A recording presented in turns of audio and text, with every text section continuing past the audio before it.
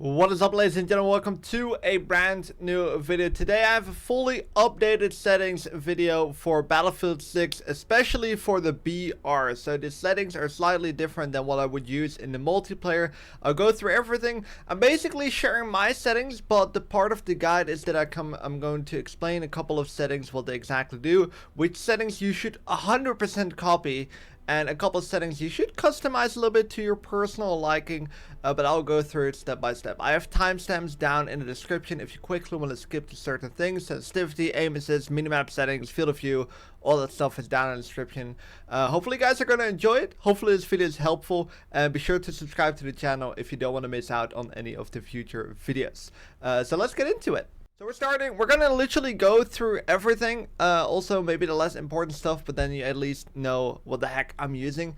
Starting with accessibility right here, menu narration, got that off, subtitles, got that off. Here's my audio settings.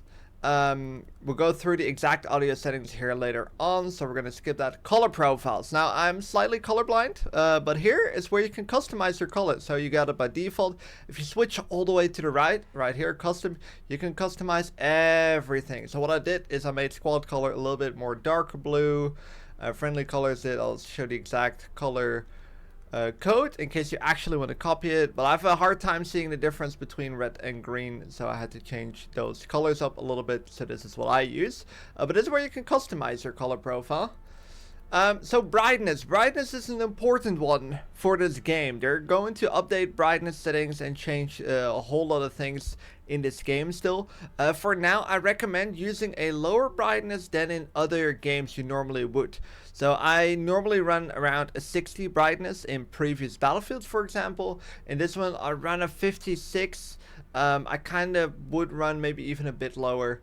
But it definitely makes a bit of a difference when you're trying to be looking outside. When you're inside and you look outside, you're basically being blinded. This does help a lot. Camera effects, this is an important one. So this is something you want to copy unless you really enjoy immersiveness, I guess. World motion blur, turn it all the way to 0. Weapon motion blur, turn that to 0. You can turn infantry HUD motion off as well. I kind of like the way it looks, so I actually made it on. It feels a little bit more dynamic, but you could turn this off as well.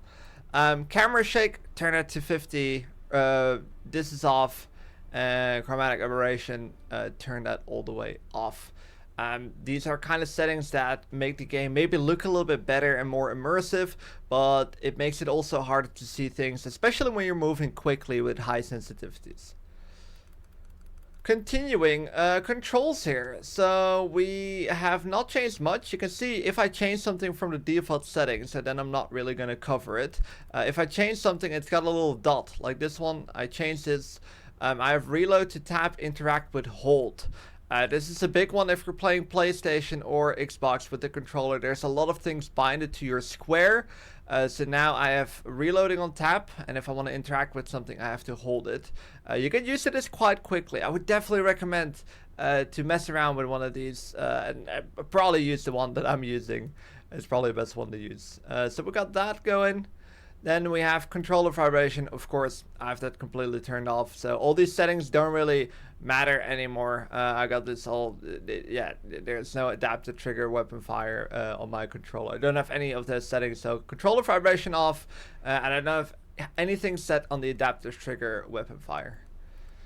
So these are by default tutorials. This is the tutorials in case you want to learn new stuff. You could keep this on. It will give you tips and stuff like that, but eventually would definitely turn them off. Peek hints and ping hints. I have the peek hints turned off and the ping hints turned off. It's actually quite good to have the peek hints maybe turned on, so you know exactly in the beginning, especially when you're new. So you know exactly when the peak animation starts, but you get used to this pretty quickly as well. Peeking is going to be very good, by the way. Keep that in mind. Make use of the peeking in this game. Over to gameplay settings. So invert all vertical looks. I have that off. Vertical look settings. So I have oh, that's the same. It's literally the exact same setting. Hold toggle, we already went through that. And infantry aim sensitivity. So this is a big one. we got a 90 sensitivity. This is a setting that you need to personalize. So I always recommend the higher you can go, the better. But it should never really hurt your accuracy or your consistency. But the higher you can go, the quicker you can respond to certain gunfights. You know, if there's someone creeping up behind you, you can quickly run into a building and check all corners. So high sensitivity is good, but there's definitely some down parts. And I always say to people, there's extremely good players that play on a way lower sensitivity than I do. But personally, I use 90. But definitely, this is one of those settings that you kind of want to personalize, and when you find something that's kind of comfortable, stick to it, because you need to learn the muscle memory and give your body basically time to learn the sensitivity. So that's with that. These are all not changed. We already covered this. Vehicle aim sensitivity, put that to 90 as well. I don't use the mouse, so this you can copy this, but probably wouldn't recommend doing that. Control sensitivity, I put these way up so they respond a little bit quicker. I would definitely recommend turning these up a little bit. There's a limit to how fast vehicles can be controlled anyway, so you're kind of limited to that. But it's good if it responds a little bit faster to your input. So that's why I would recommend putting these up. Alright, aim assist settings. Infantry aim input. There's a lot of people that complain this is good, this is good, this is good. What I would recommend, if you played previous battlefields, use the battlefield that you played. It's super simple. If you played Battlefield 1, you can go to input curve Battlefield 1. If you play Battlefield 5, you go to input curve Battlefield 5. So I play Battlefield 5 by far the most, so that's the one I use. If you haven't played Battlefield before, use Standard. Standard is going to be fine. It's also going to be good for future Battlefields. But if you have played previous Battlefields, use those. That's exactly what this setting is for. Vehicle aim assist zoom snap. You want to turn zoom snap all the way to 0. Zoom snap really ruins your muscle memory. It takes over for you. So I use 0, and I would recommend using 0. Now aim assist. Aim assist is a little bit clunky in this game. And hopefully they're going to fix it to what it was like in the beta. I really hope that fix is coming very soon. But for now, I use 100 aim assist and 70 slowdown. I also snipe on 70 slowdown. It takes a bit to get used to it, but you can get used to this. You definitely don't want to have this turned all the way up. I think that's by default the case because you're almost fighting the aim assist in this game. Basically, what's happening right now is the aim assist bubble is too big, that you kind of have to aim through that bubble before you get to the target. And especially when there's multiple targets, you're going to be struggling a little bit to pick your target right. So I want to tune this down. I went with 70, which felt really good for me. And 70 still allows you to compete with mouse and keyboard players in a pretty fair way in this game. I feel like they've done aim assist quite well. Now, infantry zoom aim input, exactly the same story. Use whatever you were used to. And if you're new to the battlefield, go with standard. Infantry aim assist zoom snap, put that to 0. I already said put that to 0. It's going to be the best one. Input curve, again, same story. Vehicle aim assist, I put that to 100. And vehicle zoom input, same story. Vehicle aim assist slowdown, I put this to a 70. You can put this to, or 100. You can put this to a 70 as well. I just used 100 and it felt kind of fine because the zoom is a bit different. So that's why I went with 100. Campaign is not really going to be anything interesting here. I was just making the thumbnail, so I have this turned on, but normally I have this turned on. Alright, controller settings, big one. Controller settings, the sensitivity we already talked about, 90 sensitivity. Field of view, so normally I run 120 on multiplayer. There is no ADS FOV in this game. That's why you want to go lower on the field of view for the BR. Keep that in mind, because the targets are going to be appearing bigger. I'm going to show right here. There's no ADS FOV. For a BR, you're going to engage in more longer range gunfights. So you want the longer range gunfights to be a lot more precise, and you want to know exactly what you're doing. That's why you want to lower your FOV for the BR, unless you're already running a pretty low FOV. This is specifically for the people that run a high field of view. For multiplayer, I run 120. Vertical aim ratio, I use 56, which is default. I just got used to this. This is basically learning muscle memory. You can change these things. You can put it to 100, but 56 felt very good, and it's kind of what I got used to. So this is definitely a muscle memory setting that you gotta find something that feels comfortable and then stick to that. Uniform infantry aiming, I put this on and I put this on 133. Now, there's 3 values you want to be trying out before you stick to something, and then you just have to figure out which one works the best for you. I personally go with 133. I also played like that on Battlefield 5. That's mainly the reason. But you can also go with 178. A lot of people that play 2042 will probably use that. But you can also use 0 on this. So try those 3 values. 0, 133, 178. Play a game with each one of those and feel which one is most comfortable and stick to that one. Alright, again, important, build that muscle memory. Aim assist settings, we already went through that. This is still the same. Aim acceleration, also put this to 0. When you change this to 0, it's going to feel like your sensitivity is like 3 or 4 times as fast, because by default it might be on 50 or 100. I can't really remember anymore exactly, but you want to put this to 0, right? Because what happens is your input is going to be exactly consistent every time what it is. Sounds a little bit vague, but it allows you to build muscle memory because it's more consistent than having this on 50 or 100. What it does is it basically gives you a little bit of an acceleration slowdown when you put this to 100 before you hit your max sensitivity. When if you want to put your controller at the full distance, you want it to respond fast and you want it to respond consistent. That's why you want to put this to 0. You might want to adjust your sensitivity after this, which is totally fine, as it's important that this one is on 0.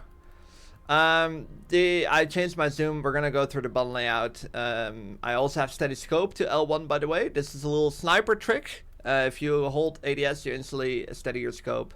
Infantry zoom sensitivity, I put this to 60. This is a percentage of your normal sensitivity. So if I put this to 100, my zoom sensitivity is going to feel the exact same as my soldier sensitivity. So here I have a 60, so it's 60% of 90. All right, keep that in mind. It's a percentage. And then all these I left on default. We already talked about that. Infantry, this is all default. This is a flick look mode. I see a lot of people that have used this, but they never really use it effective, and it can kind of distract you. It kind of dislocates you almost to where you are. So I actually recommend just hiring your sensitivity rather than messing around with the flick look mode. You can map this to a certain button and you can basically flick around 180 if you want to. It's not a super effective thing to do, so I would honestly recommend staying away from this. Now, buttons. I have buttons on custom, so you need to put it on custom, and then you can edit them here. So I use the DualSense Edge. I have jump on my left bumper on the back button, and I have spotting on the right one. I would recommend putting jump on the left and crouch on the right, but I already have crouched to something else. So I have L2 here, ping cameras, which is basically what by default L1 is. So this is for the Xbox players. This is the bottom button. This is also the bottom button on the right, and then where is that? We're going to talk about it in a second. And then fire is on R1, which is the top one, and then zoom is the top one on the left. So I switched the bumpers and the buttons around, because you want to have zoom and fire to respond quickly with just the press of a button and not the press of a trigger, which is going to be a little bit different. It doesn't respond as quickly. Then going into the, here we go. So crouch is press and prone is hold. That's on R3. This allows me to crouch while shooting at the same time. Definitely worth getting used to. And then I have that switch around with knife and takedown. So knifing is a circle. You don't really make use much of that. And then the rest is all, I have zeroing on R1. I don't know how long this is going to be in the game for, but if you use the rangefinder, and you put it on R1, it basically immediately, as soon as you shoot, finds the range of where you're aiming at, so you can basically get the easiest headshots. They're probably going to find a fix for this in the future, but this is absolutely insane for now. Steady scope, I have that on L1 already set, and deploy bipod, I have that on circle, because this doesn't really get triggered when you ADS. So that's that. For the ground vehicles, I have basically the same stuff changed around. So the R2 and the R1 are switched around, and the L2 and the L1 are switched around. So those are the mappings for ground vehicles, transport vehicles, aircraft, and helicopter. And the sensitivities already showed. Same with gunner, so I use 90 for looking around and 60 for the zoom. Alright, we get to controller tuning. So this is again the vibration settings. We already talked about it. So these are the dead zones. I use 13 for the center dead zone and 15 for the actual dead zone. This is literally because I was used to it from Battlefield 5. Now, it's good to have these lower, but the problem is when you put them lower, your controllers might start drifting a lot. Especially in this game. For some reason, I get a lot more people complaining about drift. What you can do is mess around with the dead zones, and you want to put the center dead zone a bit higher. Alright, so that's the main change you want to be making. These are the dead zones I use. I don't have any stick drift with these right now. Maybe in the future I will. But these are the default dead zones from Battlefield 1 and 5. So Battlefield 1 and 5 players will really like these dead zones. 2042, I changed these as well. I don't know what the default dead zones were anymore. But if you want your controller to respond a little bit more snappier, you want this, you want the numbers to be as low as possible, because it's gonna respond a bit quicker. But it can also be a little bit harder to be precise. So keep that in mind. It works kind of similar as a sensitivity. Besides that, it doesn't make you look faster, it makes the thumbstick respond faster. These are the values that I use. Moving over to graphics settings. So I have performance mode. For multiplayer, I would recommend performance mode. If you're going to play the campaign, you might want to switch this to balance mode. But if for multiplayer, definitely go with the performance mode. Now, brightness, we already talked about this. I put that on 56. Your brightness on 50. Sharpness. So I had this on 100, then I lowered it to 60, and now I'm at 35. I feel like the lower the sharpness, the more consistent the game is playing. Less stutters you get, the more flowy it is. It does look a little worse, so if you care for that, you should put the sharpness up a little bit. But if you care more for smoothness of a game, lower this. I'm honestly tempted to put it even lower, but it's not going to look as good on stream. That's the only reason why I have it on 35. Otherwise, I would recommend putting that lower. For the viewer already talked, vehicle FOV. I put this as high as possible. Basically, when you're in a vehicle, you want to be able to see as much around you as possible. So that's why you want to put this all the way up. I recommend it to everyone. Put this all the way up. Motion blur, this is all off. This, I think we already covered this. Again, if you want to have more immersion into the game, you probably want to have these settings turned on. Advanced HUD settings, this is, I think, going to be... Oh, minimap size. Alright, minimap. So I have minimap size on medium, minimap background opacity on 100, and that's basically the only thing I change here. You can change your minimap settings, and it can be quite useful if you have a hard time seeing what's going on, or you want to see more around you. This is what I'm using. This is a pretty good size for Warzone. You might want to put the on-foot radius maybe even a little bit higher to 250. Could work very well. However, inside buildings, you're going to be having a hard time looking exactly where enemies could potentially be. So in order to keep more detail on the minimap, 160 should be fine. And these are all on default. Over to my audio settings, I've matched the volume. Basically, I only lowered my music audio here. I still like to kind of have music, because it also indicates if the map match is coming to an end. Could create for a little bit more fun, but honestly, for most effective performance, you probably would want to put the music all the way out. Now, I use a Bear Dynamic MMX 300 headset. I think for headset, it's good to use headphones and high dynamics. High dynamics basically allows you to hear the difference a lot between loud and quiet sounds. So that's why I use those two. Here you can change the voice chat settings, which is not really important. It's all going to be personal stuff if you want to change them around. Here, system settings. So here you have streamer mode. You can turn this on, especially for the content creators if you struggle with getting stream sniped. The description is on the right, but you can change all that stuff right here. So that's going to be it for this video. Hopefully it was useful. Hopefully you learned something new. Hopefully your game is going to feel a lot better. That's what I mainly hope. Be sure to subscribe to the channel if you haven't yet. And I hope to see you guys in the next video.